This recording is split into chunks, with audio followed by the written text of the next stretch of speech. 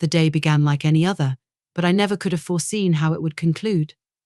My relationship with my stepson Ethan had grown amicable over time, not particularly close, but we managed to get along well. Now in his mid-20s, Ethan had developed into a confident and athletic young man, showing a maturity that always impressed me. I aimed to keep my role as his stepmother uncomplicated, though it came with its own set of challenges. Everything started with a simple suggestion. Ethan invited me to join him for a movie the upcoming weekend. It seemed like an ordinary request. We often went out together to maintain a relaxed dynamic, especially since his father, my husband, frequently had work commitments. It felt like a harmless idea, perhaps even a chance for some bonding. So without much thought, I agreed. The theatre was crowded that night, but Ethan had purchased tickets in advance, giving us great seats right in the center, ideal for enjoying the movie. As we settled into our spots, I sensed a different kind of energy between us.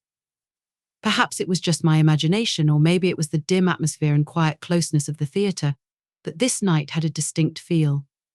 When the film began, I attempted to concentrate on the story, but my mind kept drifting. Ethan was seated quite near, and I felt a strange tension, though I couldn't pinpoint its source. His presence seemed changed somehow, more attentive, even though we weren't conversing much. As the film progressed, I glanced over at him occasionally, catching him looking at me more often than I would have expected. Each time he quickly turned back to the screen, as if he had been caught in an act. The situation shifted when Ethan leaned in close and murmured something softly into my ear. His voice was deep, his breath brushing against me. "Are you enjoying the movie?" I gave a casual nod, but the tone in his voice sent a shiver through me.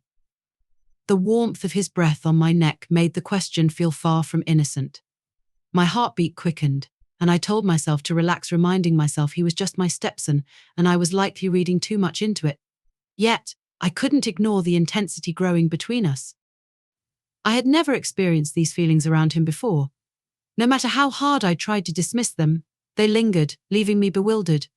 A part of me didn't want to resist. Things took an unexpected turn midway through the film, during a quiet moment.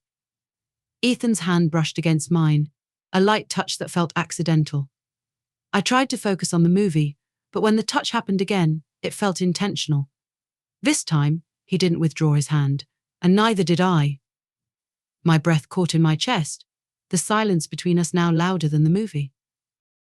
Gradually, his hand began to caress mine, his fingers tracing across my skin in a way that made my body tingle. My heart thudded in my chest, my thoughts spinning with emotions I knew I shouldn't be having. The tension between us had become undeniable. I was caught between the desire that surged inside me and the voice in my head warning me that this was wrong. But I couldn't bring myself to pull away.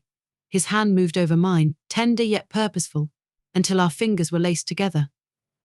My pulse raced, my body responding before my mind could process, and I tightened my grip around his.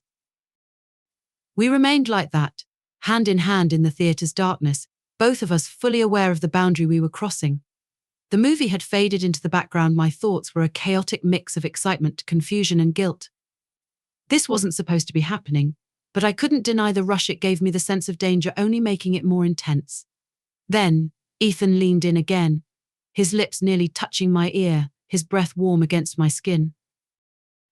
"You're so beautiful," he murmured, his voice thick with an emotion I couldn't quite name but understood deeply. A shiver ran through me as my body reacted to him in ways I couldn't control. My skin flushed, my heart racing, my breaths unsteady. I should have pushed him away, should have put an end to it before it went any further, but I didn't. I couldn't. Instead, I turned my head slightly toward him, our lips just inches apart. My mind screamed for me to stop, yet my body had already made its choice. And then, before I could rethink, his lips pressed against mine. At first, the kiss was gentle, hesitant, as if he was testing the waters. But when I didn't pull back, it deepened. His lips moved against mine, with a desperation that matched the frantic pace of my heartbeat.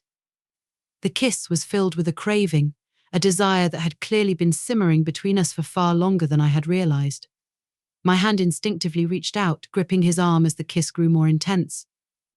In that instant, everything else faded away: the movie, the theater, the outside world.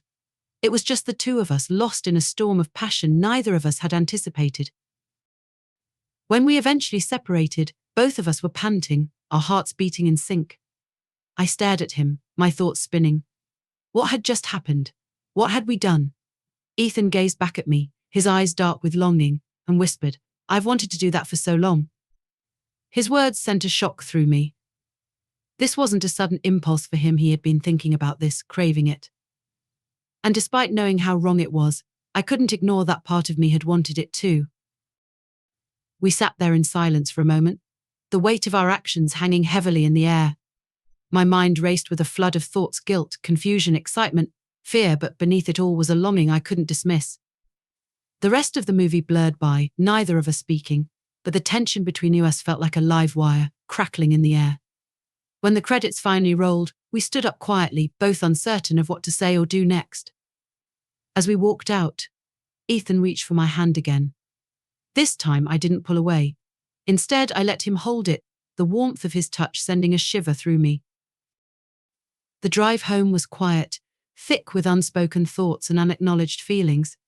I didn't know what the future held, but I was certain that things between us had shifted forever. When we reached home, Ethan paused at the door, turning to look at me. His eyes held a longing that mirrored my own, and for a moment I thought he might kiss me again. But he didn't. Instead, he gave me a slow, knowing smile that sent a thrill through me and simply said, "Good night." Then, he walked inside, leaving me standing there, my heart still racing, my thoughts in turmoil. That night, as I lay in bed, I couldn't stop thinking about him, about the kiss, about how his touch made me feel. I knew it was wrong, but I also knew that something between us had shifted, something irreversible. In the days that followed, Ethan and I acted as though nothing had changed, but the tension between us was undeniable. Every look, every accidental brush of skin sent a spark through me, reminding me of that night in the theater. Then, one evening when his father was away, everything came to a head. Ethan entered the living room where I was sitting, his eyes filled with the same desire that had lingered between us for days. Without saying a word, he crossed the room and sat beside me, his hand resting lightly on my leg. I looked at him, my heart pounding, and for a moment I considered stopping him, ending this before it went too far.